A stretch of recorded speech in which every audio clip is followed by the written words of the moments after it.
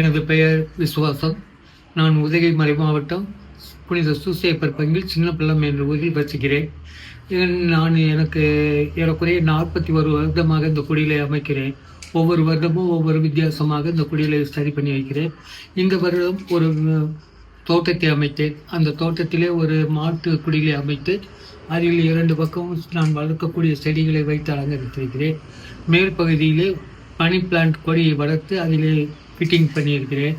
தோட்டத்துக்குள்ளே ஆடு, மாடு, குருவிகள், பறவைகள், அணில், மான் அனைத்தையும் ஒரு தோட்டத்தை உருவாக்கி அதில் அமைத்திருக்கிறேன்.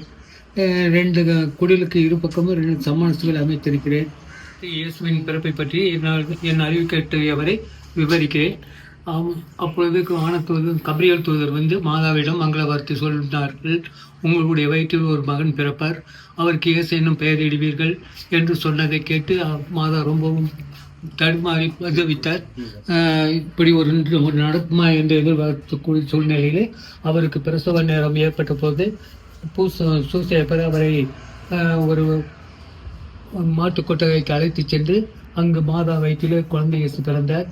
அவர் பிறப்பை அந்த பகுதியிலே ஆடு மேய்த்து கொண்டிருந்த இளைஞர்களுக்கு வானதூதர் காட்சியாக சென்று குழந்தை பிறந்திருக்கிறார், போய் பாருங்கள் என்று சொன்னவுடன் அவர்கள் குழந்தை இயேசுவை பார்த்தார்கள். அதன் பிறகு அவர்கள் வணங்கி நன்றி செலுத்திவிட்டு சென்ற பிறகு 3 அரசர்கள் குழந்தை இயேசுவை தேடி வந்தார்கள். வரும் வழியிலே அவர்களுக்கு ஒரு நட்சத்திரம் காட்சி கொடுத்தது. ஆனால் ஒரு நாட்டுக்கு வந்தவுடன் அவர்களுக்கு அந்த நட்சத்திரம் மறைந்து விட்டதால் எங்கு செல்வது, எப்படி போவது என்று தெரியாமல் அந்த நாட்டு ஏரோது மன்னனை பார்த்து இது மாதிரி ஒரு குழந்தை பிறந்திருக்கிறாரே என்று கேட்டபோது அவருக்கும் புரியாமல் ஞானிகளை வரவேற்று அவர்கள் மூலியமாக கேட்டு நீங்கள் போய் பார்த்து விட்டு சொல்லுங்கள் என்று அவர்களை அனுப்பிவிட்டார். அவர்களும் குழந்தை இயேசுவை பார்த்து அவருக்கு சாஸ்தாங்கம் வணங்கி நன்றி செலுத்தி அவர்கள் கொண்டு வந்த பொருட்களை பரிசாக அளித்து அவர்கள் நாட்டுக்கு திரும்பி சென்றார்கள்.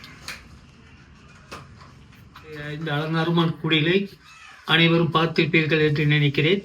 உங்களுடைய எண்ணப்படி எனக்கு திருப்திகரமாக இந்த குடிலை அமைத்திருக்கிறேன். எனக்கு விருப்பமான வகையிலே இந்த குடிலை அமைத்திருக்கிறேன். உங்கள் அனைவருக்கும் என்னுடைய நன்றியை வணக்கத்தை செலுத்துகிறேன்.